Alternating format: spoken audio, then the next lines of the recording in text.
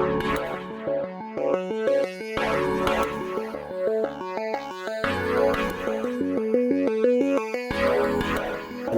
evening, everybody. What I'm going to tell you about tonight is a unique company. We are building, and you'll see the progress we've made, the very first sustainable drug discovery engine. So this will be a sustainable business within 4 years. The old disclaimer. So I thought I'd start by telling you about myself. There's no other slides in here about me, just this one. So my background, I'm a PhD pharmacologist originally, and then did quite a lot of postdoctoral research work. Before joining the industry, I joined Ciba-Geigy back in the early 80s. Left Ciba-Geigy and went to Glaxo. I did a number of roles. The last role I had before I left there, I was the research director, and I managed some 600 drug discovery programs across the globe. So I was director of everything, basically. And it was while I was there at the point of merger after merger that I realized innovation was being lost and there was no way you can manage it as it got bigger. It was impossible. And I left at the merger with SmithKline Beecham when it became GSK. At that point, I joined Powderject, which was a company some of you, if you invested in those days, will have known about. Paul Drayson, Lord Drayson, was the head of it.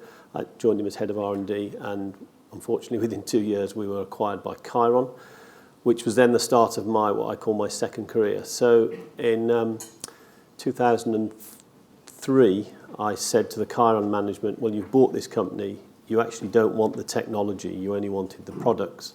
So can I have the technology, please? And they said yes.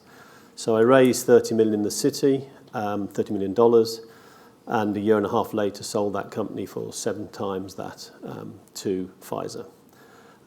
That got me really thinking about how you add value and what you do when you have money and what you spend it on. And I have then done that subsequently a number of times. My most recent one was I acquired some really nice pain molecules out of GSK, my old company. That was in 2010. Again, raised $30 million. And in January 2015, I sold that company to Biogen for $675 million. So I think I know how to take money and turn it into value through doing drug discovery. And I've been doing that all my life. I am a drug discoverer. And by the way, this is my family, so I'll move on now. This is the boring slide, I call it. You can look this up on the website. This is the company. It was founded in 2008. It listed in 2014, and it now has a market cap of 43 million, and we're building. So what is this company about? So however you analyze the pharmaceutical sector now, and you take the top companies, the top 25 pharmaceutical companies, nearly everything in their pipeline has come from somewhere else, not from their own innovation. So they're craving finding novel, good molecules to actually develop. And this trend has been growing over the past 10 years, but it's going to get even greater. I can tell just by knowing the companies working with them, they're doing less and less themselves, and they have to have somewhere where they can get their molecules from. And we are going to be one of those companies. And that's where we're positioning ourselves. Now, currently the biotech sector hasn't been great. It's struggled. It's never been really sustainable. And there's a number of reasons I believe that's the case. And it's primarily because they become single asset companies. They take it all the way through to development. And we know development's tough. And if it's the wrong molecule and it fails, then the company fails. It may have a whole load of other ideas, but it puts that first one out there and it lives or dies by it. That's not a sustainable way of investing in a sector because you're basically placing everything on black. A lot of the companies also start off with the technology and then become very inflexible. This technology is going to save the world, and they just stick with it and stick with it. That's not the way forward either. You've got to be flexible. You've got to be watching what's going on out there. You've got to be on top of the science and know that you've got the best science to do what you're going to do. And finally, because of that inflexibility, the costs become prohibitive because you have to build all sorts of things, bring in new expertise all the time. So there's got to be a new way of doing this, and I'm going to tell you about how that should be done. So what's our vision? Well, over the next 3 years, we're going to get to a position where at steady state, which I call steady state, enzymology term actually, but at steady state, we will have 4 candidate molecules that are ready for the clinic every year. and we will be proactively licensing these molecules. So we'll become a partner of choice for any of the big pharmaceutical companies. And there's a whole series of things you put in place to do that, and I'll talk through those. But the main thing is that we're going to be an early licenser, and that will become revenue generating. And if we can do 4 a year, you can imagine what that looks like. And this is what we've done so far. So we floated the company in 2014 with a single technology, as it happened. And the idea then was to be a biotech company doing exactly what I said you shouldn't do. And I joined as chairman, and what they were going to do was take these molecules all the way through to the clinic and out to the market. And they had three molecules in 3 different therapeutic areas. I've pushed the company into a different direction and eventually decided the only way to make that happen was to take over as the CEO. So I joined the company as the CEO in 2015, and then we had 5 programs. This year we have 8 programs, and next year we'll have another 3. And this will continue, and I'll explain how we can do this. How can we have programs in all these areas and only have 38 people and not be spending huge amounts of money? Well, there's a number of things we're doing. So first of all, we have a very, very strong team. The team, only 38 people, and there's over 320 years of experience of drug discovery. For me, that's impressive and it's important. There's a lot of people there that have done drug discovery in lots of different ways all their lives, and we're harnessing all that. And the reason we can do that now is because the pharmaceutical sector is contracting, and therefore there's lots of very, very good people. They just need a leader and direction, and that's what we have in the company. We've now got a suite of technologies that are all world-leading. We don't do average. We do world-leading, or we don't do it. And I'll tell you about those. And the team, my direct team of management, are also going to be world-leading when people see them. They are absolutely fantastic people, and they really understand how to manage drug discovery projects. And finally, the thing we're building at the moment, it's small, but it's going to be very powerful, is a proper proactive commercial group. A group that understands the landscape, understands what your partners want. Because if what we're going to do is long-term alliances, we need to be doing that proactively. Not what a lot of companies do, is they get their molecule and they dangle it and say, who wants this? No. You've got to find the best partners because you've got to understand their needs, and therefore you get the best price for them too. So that's our company, and that's what we're doing. Let me go through the technologies very quickly. I don't want to become a scientist here. So the first one, which we acquired last year, we call it Taxonomy 3. This is basically a very, very sophisticated piece of software. It uses some of the deepest Bayesian statistics to analyze data. And the data it analyzes is data from clinical databases, genetic data, the sequences of people, individuals in a database. So we start with people, we start with disease, we start with patients, and we analyze their DNA, and we find out what the genes are that are actually causing them to have the diseases they have. Nobody else in the world does that. Nobody starts discovery with finding out what's causing it. They go with the symptoms and try and remove them. It's a very different approach. So this approach basically means that we start with a patient, with the human genetics, we find the targets, that they become validated in the clinic before you've even got there. And then we choose the patients to test them in, which are the patients that have these changes. So we're doing a very, very virtuous circle. The starting point is the patient, we know the problem, we make a molecule, we test it in the same patients that have got that problem. So this really reduces the risks of failure. And what we've got to do is make the molecules. So, okay, we've got the targets. We know these genes are the ones that we need to alter or to modify. Why are we any different? So we have 2 technologies. The one that the company was founded on, which we call Conformetrix. That technology is the only technology in the world that can actually see the shape of a molecule. Think about molecules. They're just small things, but they've got a shape. We can see that shape. Nobody else can. And then we've got this incredible piece of software that basically can do in silico design. It's a virtual program. It can screen molecules. It has 1 billion molecules in its database. It can actually look for drug properties and then decide. And from the combination of these 2 technologies, we can design molecules before we've even made anything, and we make the best molecules.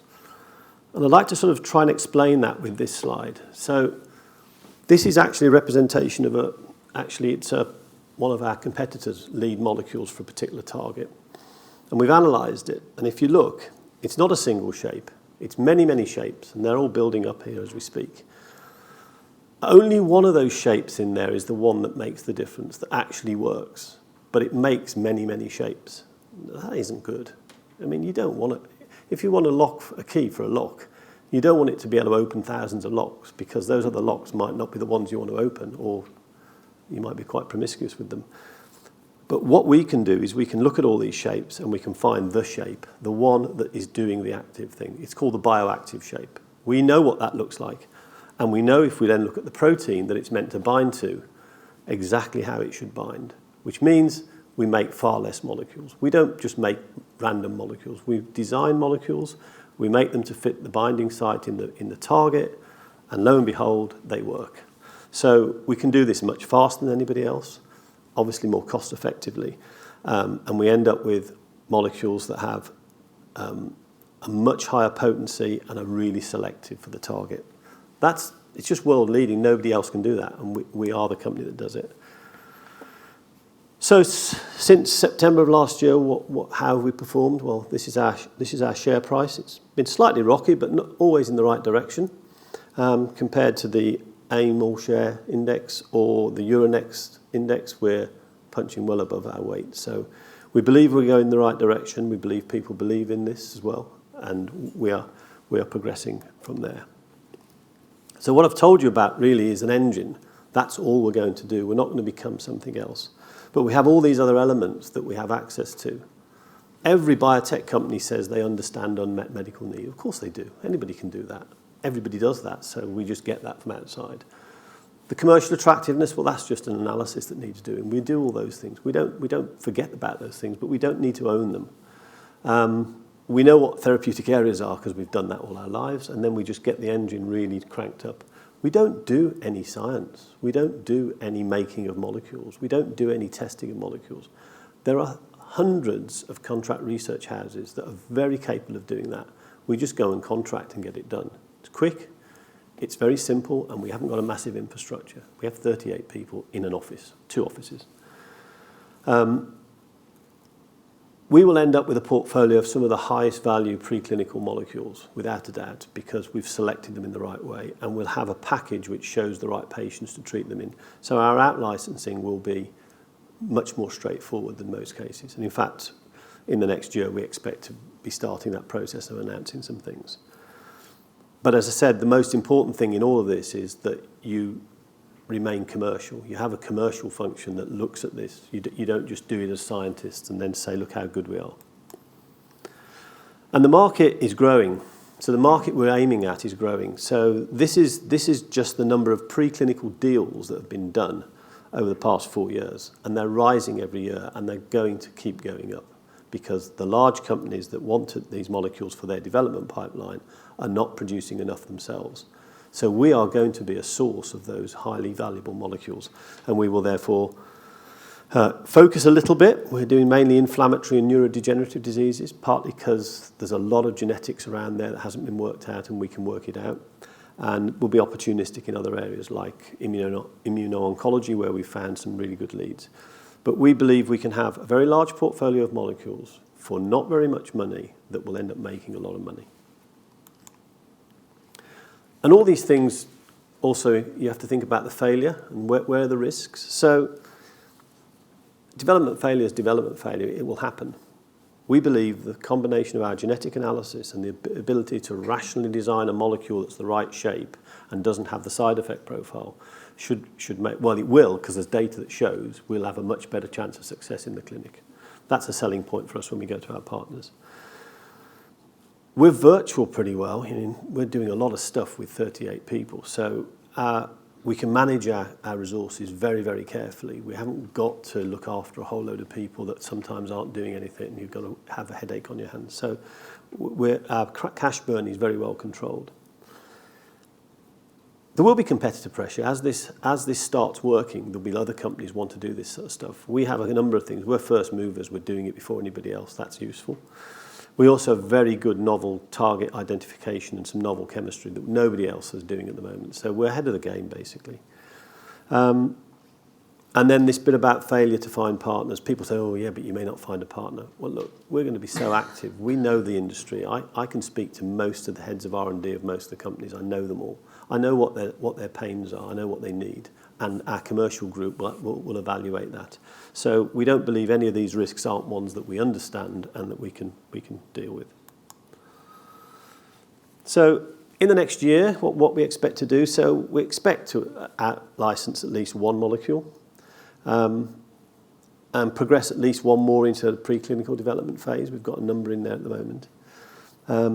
We will have analysed 6 genetic data sets, so we'll have a whole new series of programs that we can start, and they'll be rather interesting. And in fact, there's some data we'll be presenting relatively soon that will be tremendous. We expect to form some more strategic alliances. And what I mean by that is not partnerships on molecules, but companies that want to work with us to help us do our drug discovery, and rather than just do a fee for service, we share some risk, and therefore we reduce our costs. And of course, what we'll carry on doing is building our capability of how we do this. And the one thing, as I mentioned, we've only just started building our commercial capability, and that will grow over the next 2 years. So I'll leave you with this slide. It's basically our vision. We will be making 4 molecules that are ready for the clinic every year within the next 3 years. Thank you.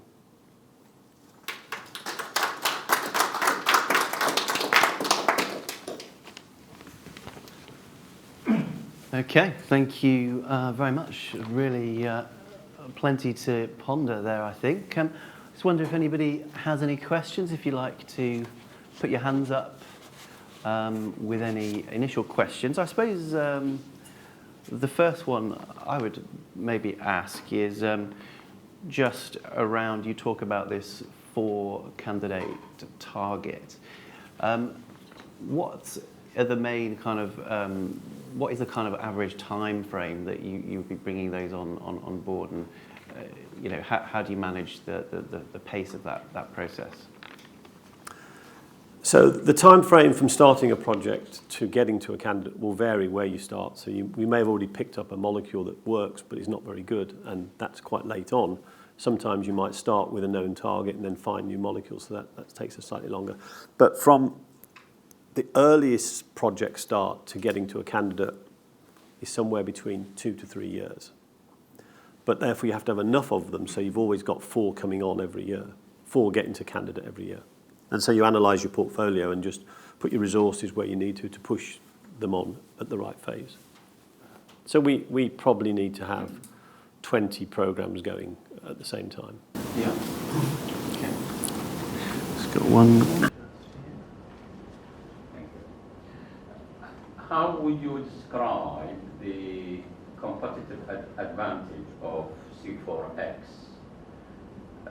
in the marketplace, and how do you propose to sustain that competitive advantage over, say, the next 5 to 10 years? Okay, so our competitive advantage is that we make molecules that nobody else can make because they can't see them, and therefore they're far safer. They don't have any side effect, well, they have less side effect profiles because they only hit the target. We can do that quicker than anybody else, and we've got this genetic process. Now, there are 200 disease databases out there that no one's analysing. People are sequencing the genome like crazy, and it's like, we can sequence, so we will. Nobody's actually saying, and how can we extract that data? It's terabytes of data that needs interrogating, and we do that. So other people will catch up and do those things, but by the time they get to where we are, we'll have been looking at new technologies that can change us. We're never going to stand still. In 1 year, we've acquired 2 new technologies. We are assessing every single technology that could possibly affect our business, and either getting access to it in the outside or acquiring it. So it's like Apple. How do Apple keep themselves ahead? They think of new things all the time. We are going to be an innovation centre. We're not going to be a slow, boring, process-driven company. Are you profitable at the present time? No. So we expect to be in a position where we will be revenue generating with this model within 3 years. We've got to build all those programs up and have the right number so they turn over every 4 years, every 3 years. Do you have estimates of the amount of profits that? No, we don't do forward-looking profit statements, I'm afraid, because we're not allowed to, basically. But you can look at you can do your own analysis if you want and look at the deals that are done on preclinical candidates are worth in the tens to hundreds of millions of dollars. So, we get some of those moving, then we'll have some profits. Lastly, do you have more details on your website about your activities and? Yes, we have a website that is very active and it's very up to date, and it basically tells this story plus a lot on the technologies. Yeah, I realise it's bad form to have one of the presenters, but I'm curious. You're saying that you're making up for a shortfall from the big pharma to be able to bring new molecules to the market. Is perhaps your sort of unique selling point your drug engine, your actual discovery engine? Would they not be Absolutely, absolutely. Is that not a consideration to provide that to the big pharma? No. Okay. They just take it away and destroy it. They can't possibly deal with innovation, they're too big. No, I'm just thinking about whether it's more lucrative for them to get it. Well, it might be, but they're not going to.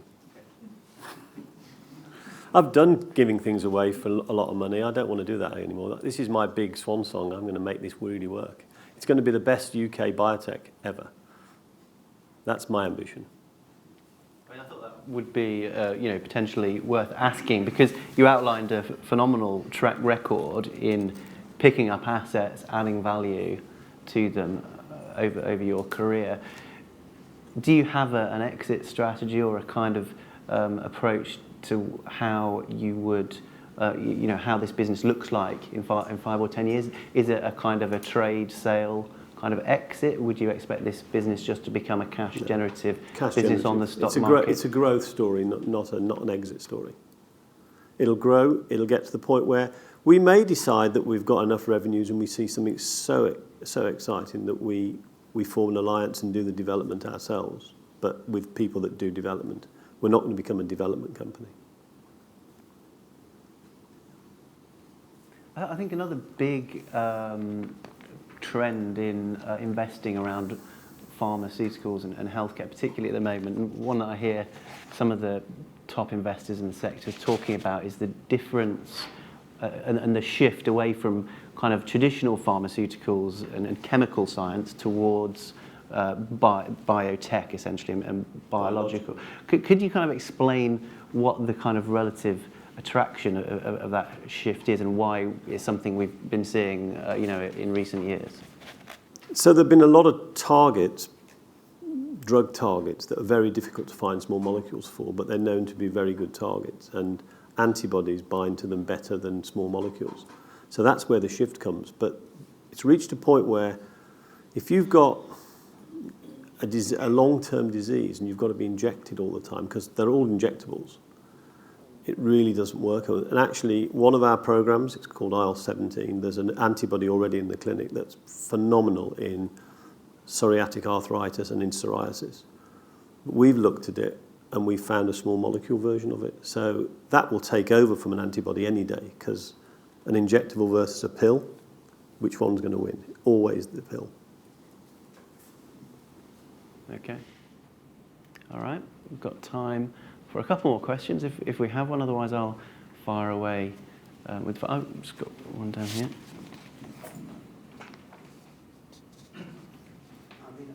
I can see that you're doing something really different, something unique, but I can't get penetrate what you are doing. I mean, it's difficult to grasp for me anyway. So I mean, how can I improve my understanding of the business and its prospects, in the long term? Well, you can look at the website, that's very clear. And then speak to people that know about drug discovery. I mean, it is a complex area. I've tried to simplify it as much as possible. But basically, we make small molecules that become pills. So you talk about discovery and targets and whatnot. I mean, are you a bit like, Horizon Discovery, Horizon Discovery? Well, Horizon Discovery are a company that we would go to get things tested. They actually have the scientists that do the tests. We think of us as architects. If you're building a house, once you've designed it, you actually hand it over to a builder to make. So we hand things over to others to make for a fee, and then we take them back and sell them. Okay. So we're building the house, we're designing the houses, somebody builds them for us, and then we sell them on. Thank you. Okay. I just wanted to ask one more question, which I think was an interesting thing that you sorry, I've missed you there. Are you focused full-time on this company, and could you talk in a little more detail about the relationship with Evotech, please? Yeah, my focus full-time. I do actually have 2 other chairman roles, but they don't really take a lot of my time. I have to have the odd call and then the odd board meeting. So I've got 2 small companies that are growing that I'm chairman of, but they have very active CEOs, so I don't really do very much. The relationship with Evotech, so Evotech are one of these builders, basically. They have a whole load of technologies that we need to use to make molecules. They have chemistry, they have biological assays, and the like. And we basically went to them and said, we're coming to you and paying you fee for service, but why don't you take a little bit of the risk, and you might get some reward downstream, and then we won't have to pay you as much right now. So we've developed a relationship where we pay a lot less than a normal customer would for the services, but downstream, when we do a deal, they get a small percentage of that deal.